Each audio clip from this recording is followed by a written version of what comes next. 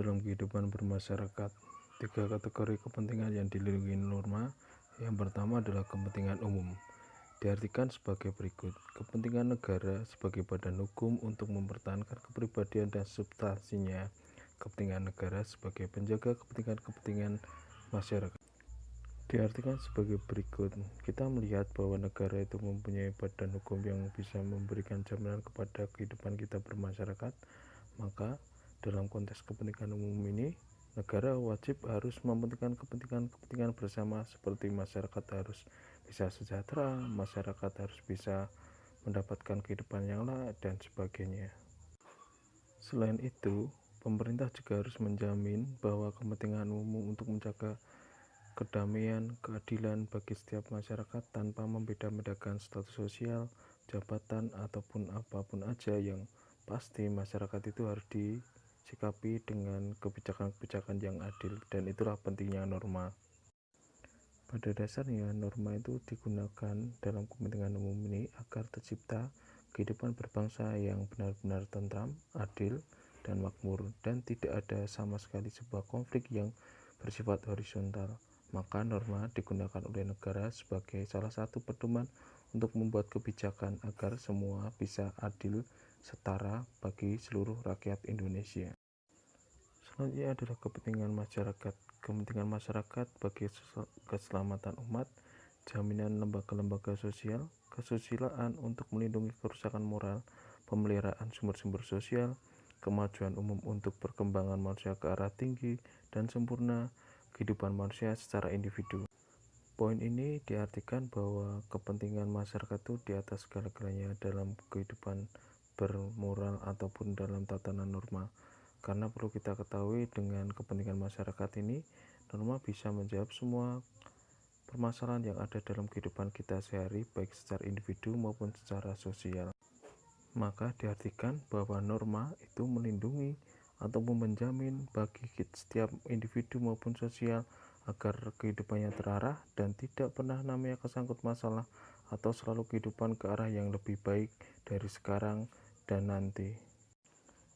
Kita bisa membayangkan bahwa dalam kehidupan kita sehari-hari pasti kita menemui orang-orang yang berbeda dengan kita, bahkan tidak kita sukai. Akan tetapi dengan adanya norma ini, kita bisa mempunyai sifat untuk saling menghargai, karena kepentingan masyarakat lebih jauh lebih penting dari kepentingan pribadi kita.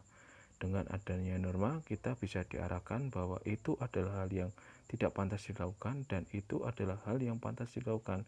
Kita akan bisa membedakan mana baik dan mana yang bukan.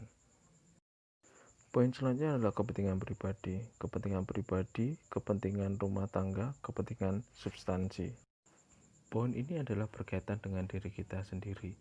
Tadi sudah saya jelaskan bahwa dengan norma kita tahu bahwa apa yang kita lakukan itu adalah baik atau benar atau salah.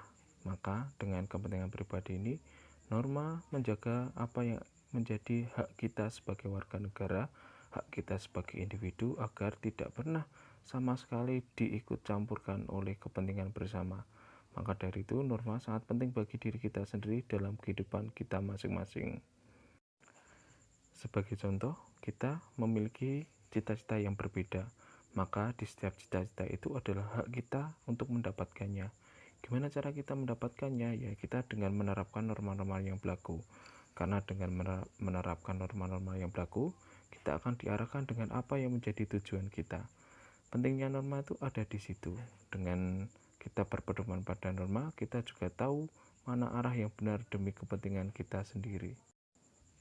Terus bagaimana kalau ada orang yang mengganggu? Nah, pentingnya norma itu ada di situ. Ketika ada orang mengganggu tentang kepentingan pribadi kita yang dilindungi oleh norma, maka orang tersebut telah melanggar norma-norma yang berlaku. Dengan melanggar norma-norma berlaku tersebut, maka orang yang mengganggu dalam kehidupan pribadi kita akan dikenakan sanksi. Dengan itu, kepentingan pribadi kita masih tetap terlindungi dari orang-orang yang tidak pernah suka dengan kita, bahkan mereka yang suka membenci kita untuk menjegal kita dalam meraih tujuan kita dalam cita-cita kehidupan maupun apa yang kalian inginkan di kedepannya hari ini juga. Oke, untuk poin selanjutnya adalah Perbedaan kepentingan kadangkala akan menimbulkan perpecahan dan kekacauan di kalangan masyarakat. Untuk itu, menghindari adanya persoalan tersebut, diperlukan tatanan kehidupan berupa aturan-aturan yang berlaku, yaitu norma. Setiap kelompok masyarakat memiliki aturan-aturan masing-masing khusus. Hal ini ditegaskan mulai pendapat dari Cicero dari abad 106 sampai 43 sebelum Masehi. Seorang ahli hukum bangsa Romawi mengatakan ubi societas ibi ius, artinya di mana ada masyarakat, di situ ada hukum. Oke, poin pertama adalah perbedaan kepentingan kadangkala akan menimbulkan perpecahan dan kekacauan. Di situ kita bisa melihat pentingnya norma. Dikala ada sebuah perbedaan, dikala ada sebuah kepentingan yang menjadi pendasar atau menjadi hal yang bisa memperburuk keadaan, maka norma sangat berperan penting dalam kondisi tersebut. Maka perlu kita ketahui ketika orang itu menyadari 3 kategori yang dilindungi oleh norma, maka orang itu akan menekan namanya ego yang akan membuat orang itu merasa dirinya yang paling hebat. Dengan adanya norma, segala bentuk ego yang ada dalam kehidupan kita sehari-hari akan tertekan dan akan membuat orang itu lebih menyadari bahwa kepentingan bersama, kepentingan masyarakat itu menjadi pokok utama. Maka dengan adanya norma, menghindari konflik akan lebih mudah dalam kehidupan kita sehari-hari.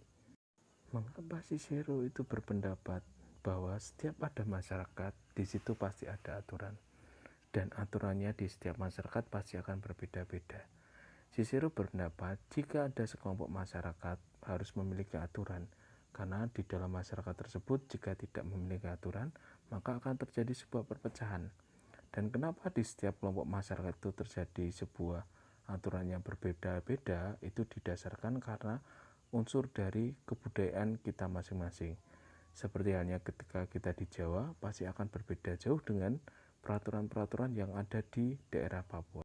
Sebagai contoh, ketika kita bertamu di daerah orang-orang Jawa, ketika kita diberikan minum oleh si tuan rumah, pasti kita akan malu-malu untuk menghabiskan minuman tersebut, karena bagi kita itu adalah wujud menghormati bagi yang punya rumah.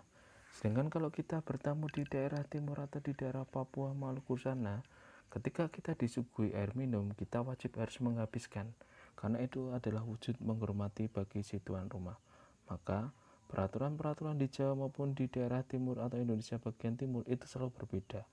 Di setiap kelompok, di setiap budaya, di setiap golongan itu pasti mempunyai peraturan-peraturan masing-masing, dan itulah yang sering disebutkan sebagai peraturan norma-norma yang berlaku dalam kehidupan kita sehari-hari. Tadi sudah saya sebutkan bahwa di setiap daerah itu memiliki peraturan-peraturan yang berlaku yang berbeda-beda. Maka kita sebagai masyarakat sosial atau makhluk sosial harus memahami di tempat mana kita berada. Jika kita bisa memahami atau memahami norma yang ada dalam kehidupan kita sehari-hari, maka dimanapun kita berada, baik ada di tanah Jawa, Kalimantan, Sulawesi, Papua, kita tahu adat istiadat yang harus dihormati di daerah tersebut. Coba Anda bayangkan jika kalian berasal dari daerah di luar Jawa, terus kalian mencoba menetap di Jawa, terus kalian menerapkan aturan-aturan yang ada di daerah asal kalian di daerah Jawa. Yang ada pasti kalian akan dimusuhi oleh tetangga-tetangga kalian. Bahkan dengan terpaksa, kalau benar-benar fanatik, kalian bisa diusir dari tanah atau tempat tinggal yang kalian junjungi atau kalian tiduri di daerah Jawa. Maka memahami norma yang berlaku itu sangat penting agar kita terhindar dari konflik sosial baik secara individu maupun golongan. Itulah pentingnya norma agar kita tahu di mana kita berada dan kita tahu tata cara dalam bergaul dengan orang-orang yang berbeda dengan kita, baik dari suku, ras, etnis, golongan maupun agama yang ada di Indonesia. Poin yang terakhir adalah macam-macam norma. Ada norma kesusilaan, norma kesopanan, norma agama, dan norma hukum yang diartikan sebagai berikut. Norma kesusilaan adalah tidak boleh mengejek teman, tidak boleh menghina ataupun merendahkan orang lain. Norma kesopanan adalah memberi salam kepada bapak dan ibu guru, tidak berkata-kata kotor, bersikap ramah. Norma agama adalah melaksanakan ibadah sesuai dengan agamanya, tidak berbuat dosa. Dan yang terakhir adalah norma hukum. Peraturan mengenai tingkah laku manusia dalam pergaulan masyarakat dan dibuat oleh badan-badan resmi negara serta bersifat perintah dan larangan. Maka dari itu, 4 norma yang ada dalam kehidupan kita sehari-hari itu menjadi acuan bagi kita dalam menghadapi kehidupan berbangsa dan bernegara di Indonesia.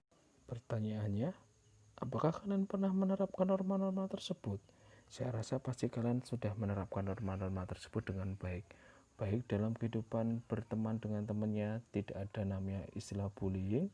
Dalam norma kesopanan, kalian selalu menyapa kepada Bapak Ibu guru dengan ramah maupun sopan.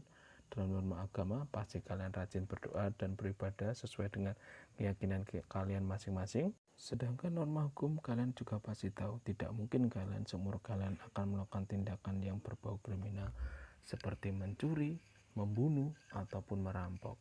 Dalam hal ini, kalian pasti taat akan namanya peraturan-peraturan hukum. Dan bila mana kalian melanggar norma hukum ini, kalian akan dikenai oleh negara dengan sanksi, dengan kurungan, dengan denda, ataupun sanksi sosial yang lain. Pada dasarnya, keempat norma ini wajib kalian lakukan bila mana kalian menginginkan kehidupan yang benar-benar tentram, damai, dan adil. Dan jika kalian menginginkan sebuah kehidupan yang berbau dengan anarki, berantem, kerusuhan, silahkan kalian melanggar norma-norma yang ada dalam kehidupan sehari-hari. Tetapi, sanksi sosial yang akan kalian dapatkan jauh lebih akan menyakitkan bila mana kita melanggar norma. Jadi saya harapkan kalian wajib harus menerapkan 4 norma yang ada dalam kehidupan. Karena kenapa? Kalian itu adalah masyarakat yang akan menjadi generasi penerus-penerus dari para pejabat di masa sekarang. Kalau kalian dari sekarang tidak bisa menerapkan norma, apalah jadinya Indonesia di masa yang akan datang.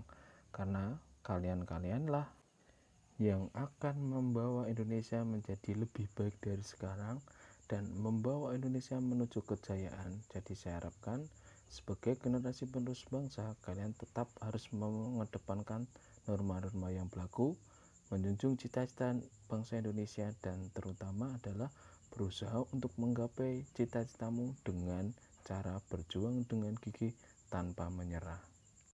Oke anak-anak, pembelajaran PKN hari ini saya rasa cukup. Saya rasa kalian pasti memahami materi pada hari ini. Jika kalian tidak memahami, silakan kalian ulang video ini. Dan terima kasih telah menyaksikan video pembelajaran pada hari ini. Salam Rahayu, selamat siang, berkah dalam.